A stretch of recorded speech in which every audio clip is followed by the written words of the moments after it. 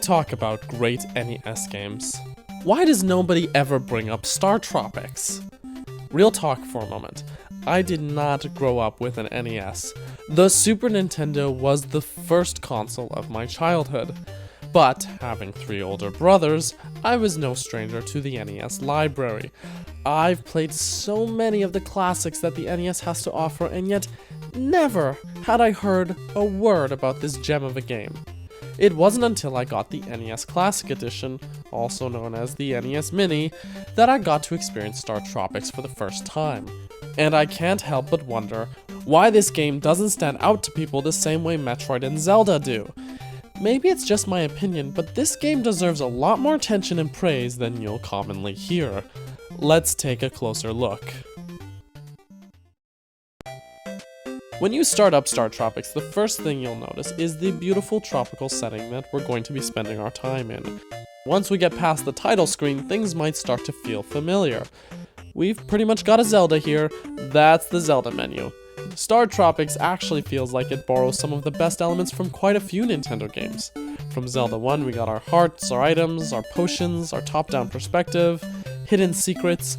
We've got what reminds me of somewhere between Zelda 2 and Super Mario Bros. 3's overworld maps. The yo-yo and baseball bat as weapons kind of bring Earthbound and Mother 1 to mind. That's an Octo-Rock. Actually, the game feels quite a bit like a Zelda game. But let's keep the setting in mind. We do not have a fantasy setting here. Our protagonist, Mike Jones, is an average, modern for the 80s, American kid from Seattle. He's an all-star pitcher apparently. Like, this kid is good at baseball, and these village people seem to put a lot of stock into that. Yeah, you heard me right, village people. Mike is from the US, but the game takes place in the aforementioned tropical setting. Mike's uncle, Steve Jones, is an archaeologist doing research in the tropics, and Mike is invited to visit him. The game actually starts off with us landing on Sea Island. Wonder why it's called that. But when we get there, Uncle Steve, or Dr. Jones, is missing. So it's up to us to travel between tropical islands to search for and rescue our uncle. Down the road, we have some far more brilliant plot twists than you'd expect from an NES game, but I will not be having any spoilers here. Why no spoilers, you ask? I mean, I've done the spoiler thing in videos before, but the ending of this game is just too good to spoil, especially for an NES game. It's just something you're better off playing yourself. I mean that. All I'll say is that the stakes get raised in a big way. So let's get back into the game. We're sent out by the village chief to find our uncle, who was abducted because he discovered something in some ancient ruins. So off we go armed with naught but a yo-yo, also known as the Star. The dungeons here are the real meat of the gameplay. Again, this top-down perspective may feel familiar, but unlike Link, Mike is going to be doing a lot of jumping. It may feel strange, but we're locked down to a grid, and at first, this may feel awkward because there isn't always an instant stop when you release the D-pad. If you are just tapping forward, Mike will complete his walk into the next grid space instead of freezing instantly. For any other game, I'd call this a nitpick or a poor design choice, but I feel like this was quite intentional here. The dungeons and combat seem to be designed around having this grid lock, and since the enemies are mostly also tied down to the grid, it doesn't feel unfair. And the grid gives us certainty about things like combat and jumping range. So, as much as I'd like more freedom and multi-directional movement, this restriction actually aids the flow of the game. In fact, when I first started playing the game, I was ready to lambaste this design choice in this video, but by the time I had completed it, my opinion changed to praising it. This design choice brings a sense of strategy to the combat that I didn't expect. If you play this and feel restricted, just give it some time, and you will get used to it.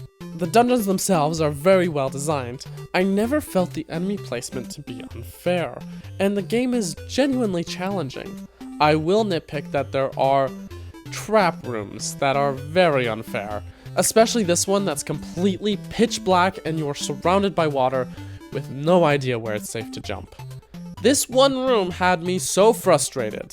The game saves automatically before and after dungeons, with a checkpoint in the dungeon, But there is no way to play through this room without getting a game over unless you have either the layout memorized or you use suspend points on whatever you downloaded the game from. This one room nearly destroyed an otherwise brilliant experience. But beyond that, the puzzle solving and combat in the dungeons is a genuine joy to play through. There's something about connecting that yo-yo hit with an enemy that is so satisfying. I honestly can't describe it. I really enjoy the boss battles too. I was concerned between the first two boss fights that they would all start to feel really samey, you know? Just dodge, dodge, then strike. Dodge, dodge, then strike. But really, the bosses turn out to be quite diverse, especially when the roster of weapons that you carry starts to expand. Something I do wish though was that when you complete a dungeon, you would be able to take your inventory with you. Even if you have 50 of these fireball torch things, when you finish the level, as soon as you leave, you lose them all for some reason. But even with the temporary weapons, the yo-yo is such a satisfying weapon to use that I'm willing to look past it. Traversing the world, you'll gain use of the submarine called Subsea, which will allow you to travel between the various islands that the game takes place on. Oh, and look, you get a little robot. This is Navcom, and I can't possibly think of where they got the design inspiration from.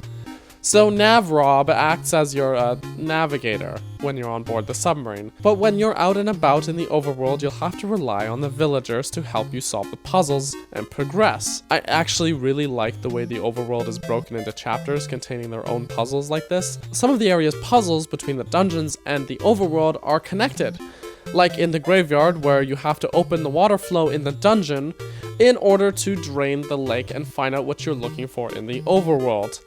And some of the overworld puzzles may surprise you, like when you encounter this bird who seems to be talking nonsense until you find this giant piano and realizing his jabbering was actually code for what musical notes to play.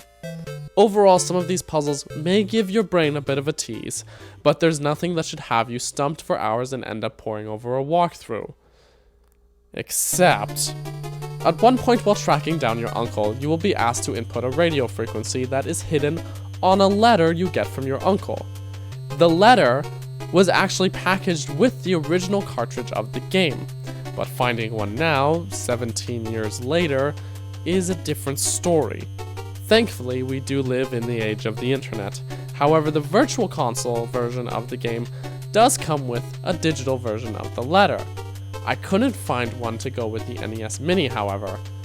Thankfully, it isn't difficult to find online. Overall, when we chalk it all up, the presentation, the actually good story, and the engaging as well as challenging gameplay, StarTropics had all the makings of a classic. There was a sequel which I haven't played, but sadly, that's where the franchise ends. 2 games on the NES that have been forgotten by most. It's a real pity that this title never made it more into the spotlight.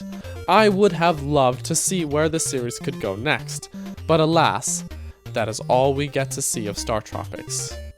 A game that I didn't know I needed. You should just go buy it and play it.